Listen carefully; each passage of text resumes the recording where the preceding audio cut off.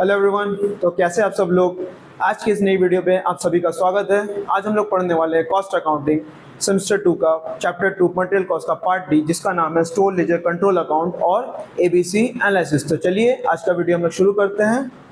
तो चलिए आज का पहला टॉपिक हम लोग स्टार्ट करते हैं। सबसे पहला टॉपिक है अकाउंटिंग ऑफ मटेरियल कॉस्ट। तो अकाउंटिंग ऑफ मटेरियल कॉस्ट करने के लिए हम लोग आज अलग अलग अकाउंट्स के बारे में पढ़ेंगे। तो सबसे पहला अकाउंट है cost ledger control account. Cost ledger control account को हम लोग जनरल लेजर एडजस्टमेंट अकाउंट भी बोलते हैं। बेसिकली इसमें ये कॉस्ट लेजर में ओपनड होता है और इसमें दो कंप्लीट डबल एंट्री करने के लिए इसका इस्तेमाल किया जाता है, ताकि इसमें हम लोग एक चीज़ कर सकें, सेल्फ बैलेंसिंग। सेल्फ बैलेंसिंग के लिए हम लोग इसका इस्तेमाल करते हैं। दूसरा है store ledger control account. Store ledger control account जो होता है ये कॉस्ट लेजर में मेंटेन्ड होता है। इसमें जो भी ट्रांजैक्शन समरी होता है इन तीन चीज़ों का उसका ही रिकॉर्ड होता है। तीन चीज़ें क्या क्या है? सबसे पहला है रिसीट ऑफ मटेरियल, जो जीआरएन की तरह होता है, गुड रिसीव नोट। दूसरा होता है इशू ऑफ मटेरियल, जो स्टोर रिक्विजिशन नोट के हिसाब से होता है, और रिटर्न ऑफ मटेरियल, जो मटेरियल रिटर्न नोट के हिसाब से होता है। इन तीनों चीज़ का रिकॉर्ड होता है हम लोग का स्टोर लेजर कंट्रोल अकाउंट में। WIP कंट्रोल अकाउंट, WIP या work in progress control account जो होता है वो बेसिकली एक ऐसा अकाउंट होता है जिसमें हम लोग इनकम्प्लीट जॉब्स या जो वर्क जो अभी हम लोग का प्रोसेस में, अंडर प्रोसेस में, उन सारी चीज़ का रिकॉर्ड होता है। इसमें हम लोग टोटल समरी करते हैं, जितना भी WIP है, basically total WIP of different jobs उसमें समराइज किया रहता है। उसके बाद आता है प्रोडक्शन ओवरहेड कंट्रोल कॉस्ट, जिसको फैक्ट्री ओवरहेड कंट्रोल कॉस्ट भी बोलते हैं। इसमें बेसिकली जितना भी इनडायरेक्ट मटेरियल जो हमारा प्रोडक्शन में इशू हुआ है, या जितना भी एक्सपेंसेस जो हमारा फैक्ट्री या फिर प्रोडक्शन में लगा है, सब कुछ इसी में रिकॉर्ड किया जाता है। उसको कहा जाता है प्रोडक्शन ओवरहेड कंट्रोल अकाउंट या फिर factory overhead control account. Administrative overhead control account, ये एक ऐसा अकाउंट होता है जिसमें हम लोग जितना भी इनडायरेक्ट मटेरियल एक्सपेंसेस होता है जो ऑफिस एंड एडमिनिस्ट्रेशन से रिलेटेड होता है, उसको हम लोग इस अकाउंट में समराइज करते हैं। और सबसे लास्ट में आता है selling and distribution overhead control account. इसमें एक ऐसा अकाउंट है जो हम लोग समराइज, इसमें सारा एक्सपेंसेस जो कि हम लोग सेलिंग एंड डिस्ट्रीब्यूशन में इनकर्ड करते हैं ऑफ फिनिश्ड गुड्स। तो चलिए हमारे नेक्स्ट टॉपिक पे अब हम लोग पढ़ेंगे कि डिफरेंट अकाउंट्स के लिए उसमें हम लोग को क्या क्या लिखना है और उसको हम लोग डेबिट या क्रेडिट कैसे करेंगे। तो सबसे पहले आता है कॉस्ट लेजर कंट्रोल अकाउंट। इसमें सारा आइटम जो इनकम एक्सपेंडिचर होता है, जो फाइनेंशियल अकाउंट से ट्रांसफर किया जाता है, वो सारा कुछ लिखा जाता है। और जो भी कॉस्ट बुक से फाइनेंशियल बुक या फिर वाइसा वर्सा, मतलब फाइनेंशियल बुक से कॉस्ट बुक जो भी ट्रांसफर होता है सब इसमें लिखा जाता है। Rule of debit and credit क्या है? हम लोग डेबिट और क्रेडिट इस अकाउंट को कोई भी पर्सनल या रियल अकाउंट के सब्स्टिट्यूट में करते हैं। कोई भी पर्सनल अकाउंट हो या रियल अकाउंट की जगह हम लोग क्या इस्तेमाल करेंगे? Cost ledger control account. और इसमें ना ही कोई हम लोग डेबिट क्रेडिट करते हैं इंटरनल ट्रांजैक्शन के लिए, जो कॉस्ट अकाउंट को इफेक्ट करता है वो सारा हम लोग कोई भी इंटरनल ट्रांजैक्शन इस अकाउंट में नहीं करते। इसका जो बैलेंस होता है वो हमें इम्पर्सनल अकाउंट का टोटल बैलेंस बताता है। उसके बाद आता है स्टोर लेजर कंट्रोल अकाउंट। इसमें जो भी रिसीट, इशू, रिटर्न या नॉर्मल लॉस हुआ है सारा कुछ हम लोग इसमें लिखते हैं। इसका जो टोटल वैल्यू ऑफ मटेरियल जो रिसीव्ड हुआ है उसको हम लोग डेबिट करते हैं। टोटल वैल्यू ऑफ मटेरियल जो हम लोग इशू या रिटर्न किया उसको क्रेडिट करते हैं। जो भी एबनॉर्मल लॉस हुआ है उसको हम लोग कॉस्टिंग पीएल अकाउंट में ट्रांसफर करते हैं इस अकाउंट से। और कोई भी purchase material for special jobs या वर्क के लिए हम लोग जो ऑर्डर आता है वो हम लोग इस अकाउंट में नहीं रखते, वो हम लोग direct work in progress account में ट्रांसफर कर देते हैं। और इसका जो बैलेंस होता है वो ऑल स्टोर अकाउंट का टोटल बैलेंस होता है। थर्ड नंबर पे आता है WIP कंट्रोल अकाउंट। इसमें हम लोग कंटेंट में रिकॉर्ड करते हैं basically direct material issue to production, direct wages, direct expense incurred and overhead, factory overhead expense जो भी इनकर्ड होता है वो इसमें लिखा जाता है। इसमें हम लोग डेबिट करते हैं direct material, direct wages and direct expense to production, plus factory overhead जो भी रिकवर्ड वो सारा कुछ डेबिट होता है। क्रेडिट के लिए जो कॉस्ट ऑफ फिनिश गुड्स होता है जो कंप्लीट हो चुका है वो हम लोग, या ट्रांसफर हुआ है वो हम लोग इस अकाउंट को क्रेडिट में डाल देते हैं। इसका बैलेंस जो होता है टोटल WIP का वैल्यू शो करता है कि हम लोग का टोटल कितना वर्क इन प्रोग्रेस अभी चल रहा है। उसके बाद आता है प्रोडक्शन ओवरहेड कंट्रोल अकाउंट। इसमें हम लोग इनडायरेक्ट मटेरियल जो भी इशू करते हैं प्रोडक्शन के लिए, इनडायरेक्ट वेजेस, इनडायरेक्ट एक्सपेंस, और जो भी प्रोडक्शन डिपार्टमेंट में ये सारा चीज़ इनकर्ड किया जाता है वो सब प्रोडक्शन ओवरहेड कंट्रोल अकाउंट में रिकॉर्ड करते हैं। डेबिट के लिए हम लोग जो भी indirect material issued to production, indirect wages, indirect expense जो भी हम लोग प्रोडक्शन डिपार्टमेंट में इनकर्ड किए वो सारा डेबिट होता है। क्रेडिट होता है ओवरहेड जो भी अब्सॉर्ब हुआ है WIP में वो हम लोग इसमें क्रेडिट करते हैं। इसका बैलेंस जो होता है ये दो चीज शो करता है, या फिर अंडर ऑब्जर्वेशन या फिर ओवर ऑब्जर्वेशन और प्रोडक्शन ओवरहेड। और जो भी बैलेंस आता है वो लोग तीन जगह पे हम लोग ट्रांसफर करते हैं। पहले ओवरहेड सस्पेंस अकाउंट, दूसरा ओवरहेड एडजस्टमेंट अकाउंट और costing profit and loss account.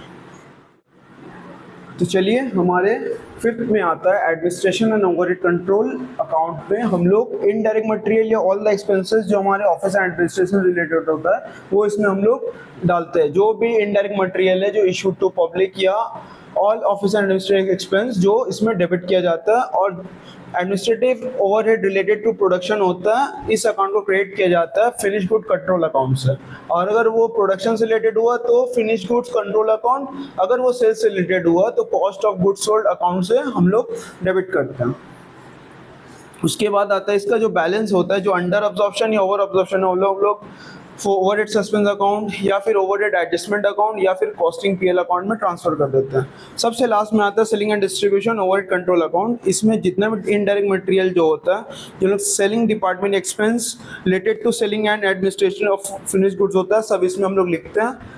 जो भी एक्सपेंसेस है वो सारा कुछ हम लोग डेबिट करते हैं, और जो भी ओवरहेड अब्जॉर्ब हुआ है वो फिनिश गुड क्रेडिट करते हैं इस अकाउंट से। ठीक है, इसमें जो बैलेंस होता है वो सेम होता है अंडर या over absorption of selling and distribution overhead. वो लोग तीन अकाउंट में ट्रांसफर करते हैं, overhead suspense account, overhead adjustment account and costing PL account. तो जैसे कि आप सभी देख सकते हैं मैंने स्क्रीन पर एक चार्ट शेयर किया जिसमें अलग अलग ट्रांजैक्शन के लिए कौन कौन सा अकाउंटिंग एंट्रीज हम लोग पास करेंगे हमारे मटेरियल कॉस्ट के लिए वो मेंशन किया गया है। तो इस चार्ट को आप सेव कर सकते हैं, नोट डाउन कर सकते हैं, इसका स्क्रीनशॉट ले सकते हैं। ये हमारे आगे के सम्स में बहुत ज़्यादा हेल्प करेगी कि कौन से ट्रांजेक्शन में हमको क्या जनरल एंट्री पास करना है। आप सभी स्क्रीन पे देख सकते हैं मैंने आप सभी के साथ एक store ledger control account share किया है। इस कंट्रोल अकाउंट में आपका डेबिट साइड में जो है 3 थिंग्स मेंशन होगा, वो है ओपनिंग बैलेंस, उसके बाद आएगा कॉस्ट लेजर कंट्रोल अकाउंट जो परचेज ऑफ मटेरियल के लिए हम लोग यूज़ करेंगे, और दूसरा होता है work in progress control account जो हमारा मटेरियल रिटर्न हुआ है जॉब से स्टोर को वो यहाँ मेंशन करेंगे। उसके बाद क्रेडिट साइड में आते हैं, वहाँ भी work in progress control account है पर ये वो मटेरियल है जो इशू किया गया था प्रोडक्शन के लिए। उसके बाद production overhead control account, administrative overhead control account, selling and distribution overhead control account, सबसे लास्ट में आता है कॉस्टिंग PL अकाउंट। इन सब के बाद जो क्लोजिंग बैलेंस होगा उसको हम लोग क्लोज करके ड्रॉट डाउन अगले महीने के लिए कर देंगे। तो ये आप लोग सभी नोट डाउन कर लीजिए, ये एक बहुत इंपॉर्टेंट फॉर्मेट है जो हमारा स्टोर लेजर कंट्रोल अकाउंट का सम्स बनाने में बहुत काम आएगा। तो चलिए हम लोग शुरू करते हैं आज का पहला सम्स जो हम लोग करेंगे जनरल एंट्री पास करके और स्टोर लेजर कंट्रोल अकाउंट। तो ऊपर में क्वेश्चन मेंशनड है, क्वेश्चन को आप ध्यान से देखेंगे तो सारा चीज़ क्लियरली लिखा है और नीचे में हर ट्रांजैक्शन के लिए एक एक जनरल एंट्री पास किया गया है। इससे पहले मैंने एक चार्ट शेयर किया था जिसमें कौन से ट्रांजैक्शन के लिए क्या जनरल एंट्री पास करना है वो हम लोग वहाँ से लेंगे और सिर्फ यहाँ हम लोग को इनपुट करना विद अमाउंट। तो ये बहुत आसान सा सम्स है, ये आराम से हो जाएगा। तो चलिए शुरू करते हैं हमारा नेक्स्ट सम जो है हम लोग अपना स्टोर लेजर कंट्रोल अकाउंट को प्रिपेयर करेंगे। तो ऊपर में क्वेश्चन मेंशनड है तो आप ध्यान से देख सकते हैं कि balance of store ledger control account दिया है, बाकी सारा ट्रांजैक्शंस दिया है, सिर्फ हम लोग को वहाँ से पिक करना और नीचे स्टोर लेजर अकाउंट में हम लोग को इनपुट करना है। उसके बाद क्लोजिंग निकाल के उसको ब्रॉट डाउन कर देना। तो ये सम्स यहीं कंप्लीट हो जाएगा। आप लोग इस सम्स को नोट डाउन कर लीजिए।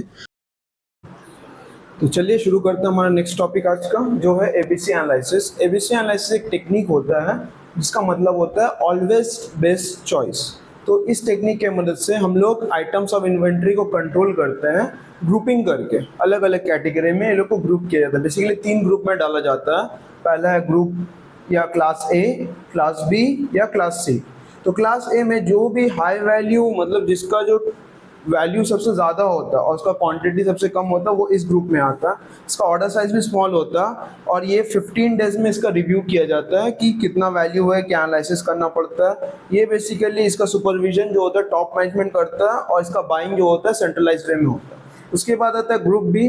ग्रुप बी में जो भी मीडियम वैल्यू और मीडियम क्वांटिटी का आइटम्स होता है हमारी इन्वेंट्री में, वो इस ग्रुप में डाला जाता है। उसके बाद इसमें जो है ऑर्डर मीडियम साइज का होता है और ये हर 3 महीने में इसका रिव्यू किया जाता है। इसका जो सुपरविजन है वो मिडिल लेवल मैनेजमेंट देखता है, और इसका जो आइटम जो परचेज होता है वो both centralise and decentralise system में होता है। उसके बाद सबसे लास्ट में आता है क्लास सी। क्लास सी में हम लोग का जो भी low value and high quantity items होता है इन्वेंट्री में, वो इस ग्रुप में डाला जाता है। इसका जो परचेज होता है वो हमेशा लार्ज अमाउंट में होता है और इसका रिव्यू एनुअली किया जाता है। और सबसे लास्ट में क्लरिकल स्टाफ जो होते हैं इसका सुपरविजन देखते हैं, और ये डिसेंट्रलाइज वे में ही परचेज होता है ज़्यादा ऑर्गेनाइजेशन में। तो जैसे कि आप सभी देख सकते हैं, मैंने एबीसी एनालिसिस करने के लिए कि क्या क्या स्टेप्स इन्वॉल्व होता है एबीसी एनालिसिस करने के लिए, उसका एक चार्ट आप सभी के साथ शेयर किया है। तो चलिए सीखते हैं हम लोग करेंगे कैसे। सबसे पहले हम लोग करेंगे ranking of items in based of the total cost. तो ये डिसेंडिंग ऑर्डर में हम लोग रैंक करेंगे कि जो सबसे ज़्यादा टोटल कॉस्ट होगा वो सबसे पहले रहेगा, और धीरे धीरे धीरे धीरे जैसे वो डिक्रीज होता रहेगा हम लोग उसका रैंकिंग भी वैसे उस हिसाब से डालते रहेंगे। उसके बाद सेकंड स्टेप जो होता है वो होता है ग्रुपिंग। हम लोग ग्रुपिंग कैसे करेंगे, जो भी हाई वैल्यू गुड्स रहेगा जिसका दाम सबसे ज़्यादा है पर क्वांटिटी सबसे कम है, उससे स्टार्ट करेंगे और उसको डाल देंगे ग्रुप ए में। उसके बाद आएगा जिसका वैल्यू मीडियम है और क्वांटिटी मीडियम है, वो जाएगा ग्रुप बी में, और जो बचेगा वो सारा ग्रुप सी में जाएगा। तो ग्रुप एक में समझेंगे कैसे कि कैसा ग्रुप ए में डालना है। तो हम लोग का जो 70% ऑफ द टोटल कॉस्ट जो भी ग्रुप रिप्रेजेंट करेगा वो हमारा ग्रुप ए होगा। उसके बाद जो 20% रिप्रेजेंट करेगा वो ग्रुप बी में जाएगा, और ग्रुप सी में जो 10% रिमेनिंग है टोटल कॉस्ट का वैल्यू वो ग्रुप सी में जाएगा। उसके बाद सबसे लास्ट स्टेप है ग्राफिकल रिप्रेजेंटेशन। उसमें हम लोग क्या करेंगे, एक ग्राफ ड्रॉ करेंगे और परसेंटेज के हिसाब से हम लोग ग्राफ में मार्किंग करेंगे कि group class A, class B या क्लास सी के बीच में कितना डिफरेंस है क्वांटिटी और प्राइस को लेकर। चलिए शुरू करते हैं आज का पहला सम्स। मैंने स्क्रीन पे आप सभी के साथ शेयर किया क्वेश्चन। इस क्वेश्चन की मदद से हम लोग को एबीसी एनालिसिस करना विद ग्राफिकल रिप्रेजेंटेशन। तो इसमें आपका आइटम्स मेंशन्ड है, एवरेज इन्वेंट्री जो यूनिट्स में मेंशन्ड है, और एवरेज कॉस्ट प्राइस। इन सारे इन्फॉर्मेशन से हमें एबीसी एनालिसिस करना विद ग्राफिकल रिप्रेजेंटेशन। तो चलिए शुरू करते हैं। तो चलिए आज का सम हम लोग स्टार्ट करते हैं। सम स्टार्ट करेंगे सबसे पहले आइटम्स लिखकर कि कितने आइटम्स हैं, ठीक है। उसके बाद हम लोग बेसिकली इसको रैंक कर रहे हैं, रैंकिंग स्टेटमेंट बना रहे हैं ताकि हम लोग ग्रुपिंग कर सकें। तो सबसे पहला स्टेप रैंकिंग होता है, जैसे कि मैंने थोड़ी देर पहले एक्सप्लेन किया था। उसके बाद क्वांटिटी मेंशन करेंगे, क्वांटिटी के साथ उसका कॉस्ट पर यूनिट, क्वांटिटी और कॉस्ट पर यूनिट को मल्टीप्लाई करेंगे तो मुझे टोटल कॉस्ट मिल जाएगा। और सबसे लास्ट में हम लोग रैंक करेंगे कि कौन सा रैंक में आता है, और रैंक होगा जिसका सबसे टोटल कॉस्ट सबसे ज़्यादा होगा उस हिसाब से हम लोग रैंक करेंगे। तो 1 2 3 4 5 6 7 आइटम्स है। चलिए क्वांटिटी लिख लेते हैं, 10,000, 20,000, 28,000, 20,000, 30,000, 32,000, सबसे लास्ट में 60,000, ठीक है। अब कॉस्ट पर यूनिट क्या क्या है, 5.12, 0.85, 5.00, 30.40, 1.50, 5.50 और 1.70। चलिए आपस में मल्टीप्लाई करते हैं। 10,000 इंटू 51.20 होगा 5,12,000। 0.85 इंटू 20 होगा 17,000। 5 रुपीज़ इंटू 28 होगा 1,40,000। 20,000 30.40 होगा 6,08,000। 30 इंटू 1.5 रुपया होगा 45,000। 32,000 इंटू 5.50 होगा 1,76,000। और सबसे लास्ट में आता है 60,000 इंटू 170 होगा 1,02,000। तो मैंने सारा टोटल कॉस्ट कैलकुलेट कर लिया। अब हम लोग रैंक करते हैं। रैंक कैसे करेंगे, जो सबसे ज़्यादा वैल्यू होगा वो हमारा रैंक 1 होगा। ये 1 2 3 4 नहीं, ये होगा 4, ये होगा 5, ये होगा 6 और सबसे लास्ट में आता है 7। तो हम लोग ने रैंक कर लिया है सारे आइटम्स को कि इस हिसाब से हम लोग रैंक कर लिए। अब इसके अकॉर्डिंग हम लोग ग्रुपिंग करेंगे कि कौन से ग्रुप में आएगा, ए ग्रुप में, जैसे कि ए क्लास में, बी क्लास में, सी क्लास में। उससे पहले हम लोग टोटल कर लेते हैं। टोटल करना बहुत इम्पॉर्टेंट है क्योंकि हम लोग को चाहिए कि कितना क्वांटिटी और टोटल वैल्यू जो हमारे बाद में काम आएगा हम लोग कैलकुलेट करने हैं। टोटल 2 लाख आइटम्स है और उनका टोटल वैल्यू है 16 लाख। तो ये हम लोग इसलिए कैलकुलेट किए हैं क्योंकि ये आगे हम लोग को ग्रुपिंग में काम आएगा। कौन से क्लास में हम लोग डालेंगे उस हिसाब से हम लोग को कैलकुलेट करने में काम आएगा। तो चलिए शुरू करते हैं हमारा एबीसी एनालिसिस स्टेटमेंट। तो सबसे पहले हम लोग रैंक लिखेंगे। रैंक जो हम लोग कुछ देर पहले निकाला था रैंकिंग, तो चलिए रैंक कर देते हैं 1 2 3 4 5 6 और 7 रैंक था। उसके बाद हम लोग उस रैंक के अकॉर्डिंग उसमें कितना क्वांटिटी था वो लिखेंगे। जैसे रैंक 1 में मेरा क्वांटिटी था 20,000, रैंक 2 में 10,000 था, रैंक 3 में 32,000, रैंक 4 में 28,000, रैंक 5 में 60,000, रैंक 6 में 30,000 और रैंक 7 में 20,000। ठीक है, तो जैसे कि मैंने पहले ही टोटल किया था तो टोटल आइटम्स 2 लाख थे। अब हम लोग कैलकुलेट करेंगे percentage of quantity. Percentage of quantity, उसके बगल में हम लोग लिखेंगे कॉस्ट और परसेंटेज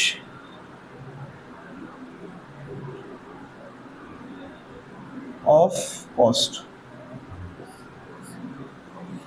और क्लासिफिकेशन करेंगे सबसे लास्ट में।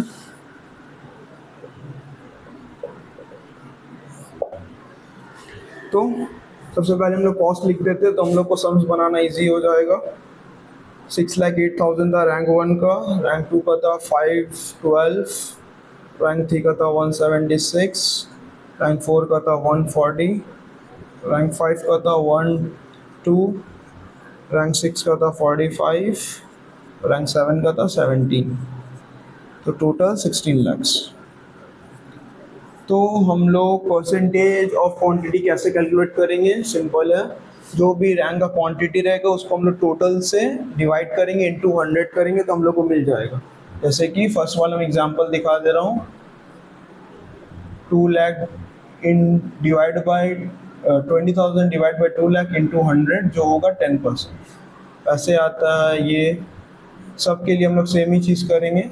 हम लोग को परसेंटेज निकालना है, ये होगा 5%। ठीक है, उसके बाद होगा ये 16%, ये होगा 14%, ये होगा 30%, ये होगा 15%, ये होगा 10%। ठीक है, तो हम लोग जब टोटल करेंगे ये टोटल कंसिस्ट करता है 15 आइटम, मतलब 15% ऑफ क्वांटिटी जिसका टोटल वैल्यू हो जाता है। अगर इसको कैलकुलेट करेंगे जैसे 6,08,000 डिवाइड बाई 16,000 तो हमको परसेंटेज ऑफ कॉस्ट मिल जाएगा 6,08,000 डिवाइड बाई 16 लाख इंटू 100 जो कि आएगा 38%। सेम इसके लिए करेंगे 512 डिवाइड बाई 16 जो हमारा देगा 32%। तो ये टोटल कंसिस्ट करता है 70% का। ये दोनों आइटम मिला के जो मेरा इन्वेंट्री का सबसे ज़्यादा कॉस्ट करता है, सबसे मिनिमम परसेंटेज ऑफ क्वांटिटी को लेकर। तो इस हिसाब से ही ये 2 आइटम मेरा कैटेगरी ए में आता है क्योंकि ये सबसे कम क्वांटिटी में और इसका सबसे ज़्यादा वैल्यू जो कि 70% क्रॉस कर जा रहा है दोनों का ऐड करने के बाद। उसके बाद आता है ये सब कैलकुलेट करेंगे, जैसे कि 176 का होगा 11%, 140 का होगा 8.75%। तो ये दोनों कंसिस्ट करते हैं 19.75 जो कि 20% के आसपास है। और इनका जो टोटल क्वांटिटी ये परसेंटेज है वो 30% है। तो इसका मतलब ये प्राइस भी मीडियम है और इनका क्वांटिटी मीडियम, तो ये होगा ग्रुप बी। और बाकी जो 3 आइटम है वो चले जाएगा ग्रुप सी में क्योंकि इन लोग का परसेंटेज भी कम है टोटल वैल्यू में और इनका जो क्वांटिटी भी है वो सबसे ज़्यादा है। क्वांटिटी लोग कंसिस्ट करता है 55% पर इनका सिर्फ वैल्यू आ रहा है 10.25% ऑफ कॉस्ट। तो इसके वजह से ये हुआ हम लोग का ग्रुपिंग। क्लास ए में पहला 2 आइटम गया जिसका टोटल कॉस्ट सबसे ज़्यादा 70% था, ग्रुप बी में ओनली 19.75 और ग्रुप सी में 10.25। स्टार्ट करते हैं हमारा लास्ट टॉपिक। हम लोग को करना है ग्राफिकल रिप्रेजेंटेशन। तो वो कैसे करेंगे? सबसे पहले हम लोग निकालेंगे क्यूमुलेटिव परसेंटेज ऑफ 3 क्लास। तो क्लास ए, क्लास बी और क्लास सी। क्लास ए का 15 क्वांटिटी जो होता है 70% ऑफ कॉस्ट को रिप्रेजेंट करता था। क्लास बी में जब जाते हैं तो 30 क्वांटिटी था, 19.75 उसका टोटल कॉस्ट का परसेंटेज था। क्लास सी में जो 55% उसका जो था क्वांटिटी परसेंटेज था, पर कॉस्ट परसेंटेज ओनली 10.25 था। तो क्यूमुलेटिव कैसे करेंगे? हम लोग जो पहला क्लास में है जब क्लास बी में जाएंगे तो उन सबको ऐड कर देंगे, जैसे कि 15 + 30 45 होता और 70 + 19.75 89.75 होता। फिर लास्ट में जाएंगे तो वही 45 में हम लोग 55 ऐड कर देंगे तो वो 100 हो जाएगा, और 10.75 में 10.25 ऐड कर देंगे तो 100 हो जाएगा। रिप्रेजेंटेशन कैसे करेंगे? बहुत आसान है। पहले देखेंगे आइटम्स। तो ये 70% था प्लस 15, तो 10 और 15 के बीच से मैंने एक लाइन ड्रॉ किया, 70 में उसको ऐड कर दिया और उसको डॉटेड लाइन से हम जोड़ देंगे, ठीक है। उसके बाद जो सेकंड आइटम क्यूमुलेटिव लेंगे वो 45 होता है और 18.75 वो मैंने 90 के आसपास रखा है और 50 और 40 के बीच में 45, तो फिर उसके बीचों बीच से हम लोग लेके जाएंगे। फिर सबसे लास्ट में आता है 100 तो 100 में दोनों में मैंने लाइन ड्रॉ कर दिया। अब उसको लेके जाएंगे, इसमें ऐड कर देंगे। यही हुआ आपका graphical representation of ABC analysis. इसको आप अच्छे से देख लीजिए क्योंकि ये बहुत ही हेल्पफुल होता है हमारा ग्राफिक कैलकुलेट करने में। ये टेबल को देखकर पहले टेबल बनाना है, उसके बाद इस ग्राफ को उसके अकॉर्डिंगली बना देना है, तो हमारा सम्स कंप्लीट हो जाएगा। तो ये रहा आपका लास्ट सम्स आज के वीडियो के लिए। इसमें हम लोग सीखेंगे classification item for ABC analysis, और इसमें हम लोग सीखेंगे calculation of percentage of number of items and value. ये लास्ट वाले सम्स से डिफरेंट है क्योंकि लास्ट वाले सम्स में ग्राफिकल रिप्रेजेंटेशन बोला था, इसमें हम लोग को परसेंटेज निकालना है, तो इस वजह से हम लोग ये सेकंड सम्स कर रहे हैं। क्वेश्चन आप देख सकते हैं स्क्रीन पे, सारा कुछ मेंशन किया हुआ है। तो चलिए आज का हम लोग स्टार्ट करते हैं। तो चलिए शुरू करते हैं आज का सम्स। हम लोग स्टार्ट करेंगे अपना रैंकिंग स्टेटमेंट के साथ। सबसे पहले लिखेंगे items, units, cost per unit, total cost और सबसे लास्ट में रैंक। तो चलिए सबसे पहले हम लोग सारा यूनिट्स लिख लेते हैं। 1 2 3 4 5 6 7 8 9 और 10 यूनिट्स है।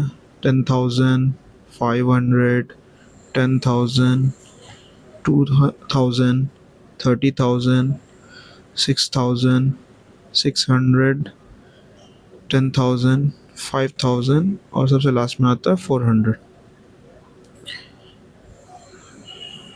तो चलिए लिखते हैं कॉस्ट पर यूनिट। सबसे पहले का 100 रुपीज़, 900 रुपीज़, उसके बाद 0.50 पैसा, 50 रुपीज़, 0.10 पैसा, 2 रुपीज़, 250 रुपीज़, 1.75, 2.50 और सबसे लास्ट में आता है 1000 पर यूनिट। उसके बाद मैंने अकॉर्डिंगली लिख दिया है। अब चलिए कैलकुलेट करते हैं टोटल कॉस्ट। सबसे पहले आता है 1 लाख, उसके बाद आएगा 4,50,000, फिर आएगा 5,000, 1 लाख,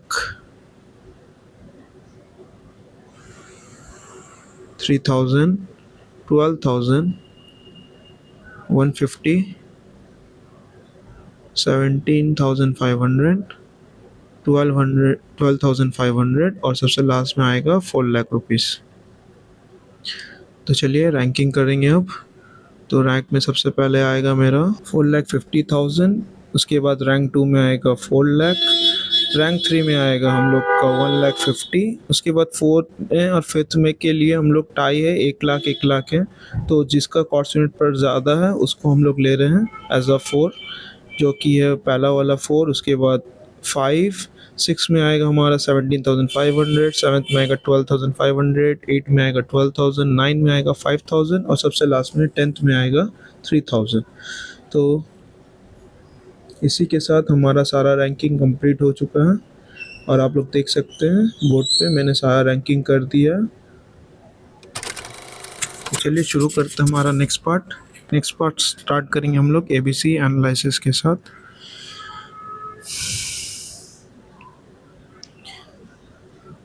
तो सबसे पहले हम लोग लिखेंगे अपना रैंक्स, उसके बाद होगा यूनिट्स, उसके बाद परसेंटेज ऑफ टोटल यूनिट्स,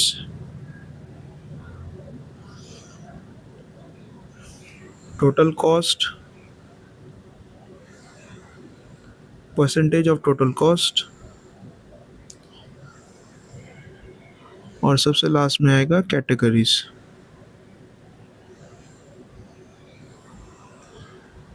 चलिए रैंकिंग के हिसाब से क्लासिफिकेशन कर लेते हैं। 1, 2, पहले 2 रैंक लिखेंगे हम लोग, यूनिट से 500 एंड 400। तो टोटल परसेंटेज यूनिट कैलकुलेट करने से पहले हम लोग एक काम करते हैं, सबसे पहले टोटल लिख लेते हैं। हमारा जो टोटल यूनिट्स है वो है 65,500। इसके साथ ही हम लोग सारा रैंक करते हैं 3, 4, 5, 6, 7, 8, 9, 10। सारा यूनिट्स लिखते हैं 600, 1,000, 2,000, 10,000, 5,000, 6,000, 10,000 एंड 30,000।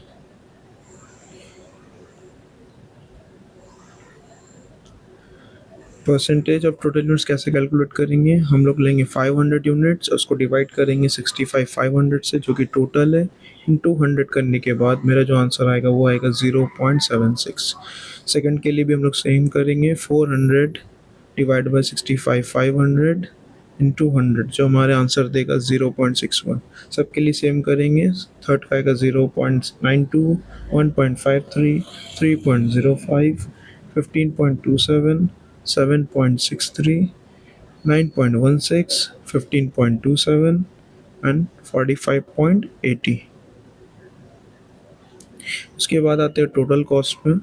टोटल कॉस्ट है 4,50,000 जो कि पहला रैंक का आइटम्स का है 4,00,000।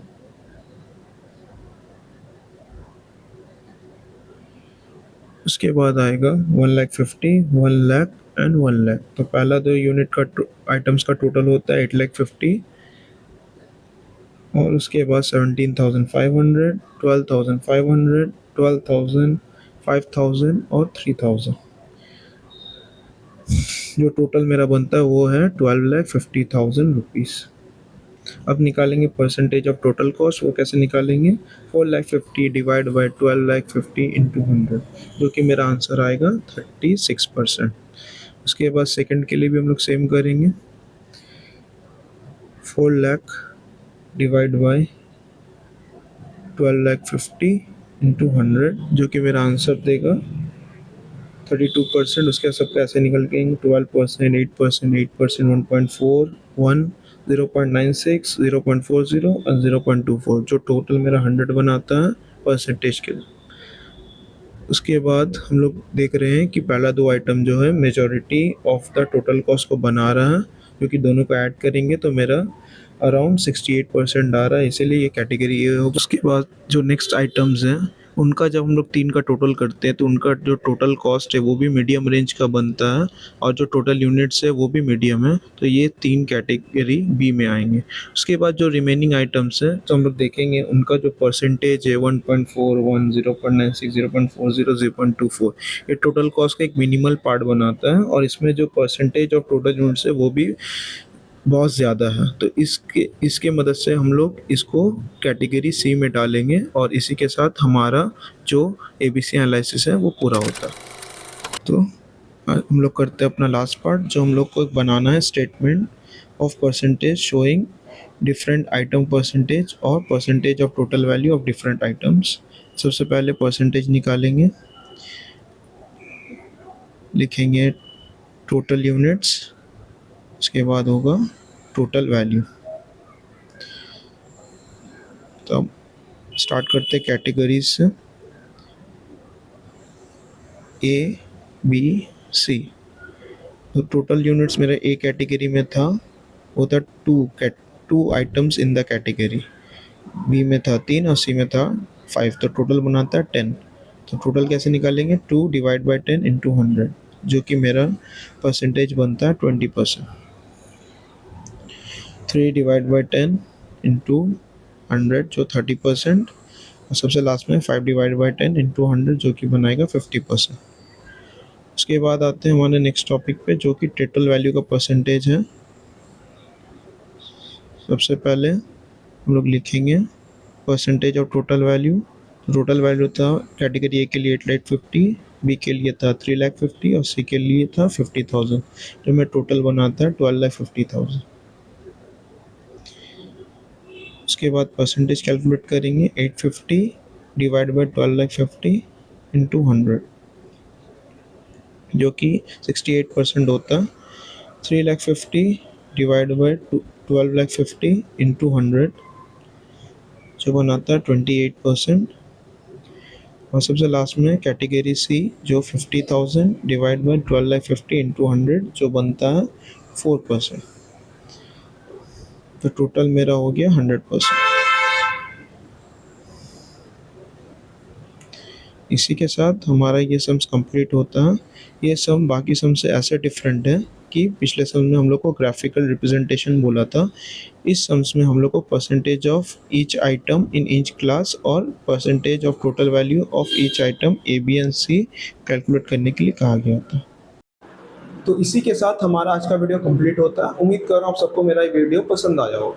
अगर इस टॉपिक से रिलेटेड कोई भी डाउट्स हो, क्वायरीज हो, तो प्लीज़ कमेंट डाउन बिलो.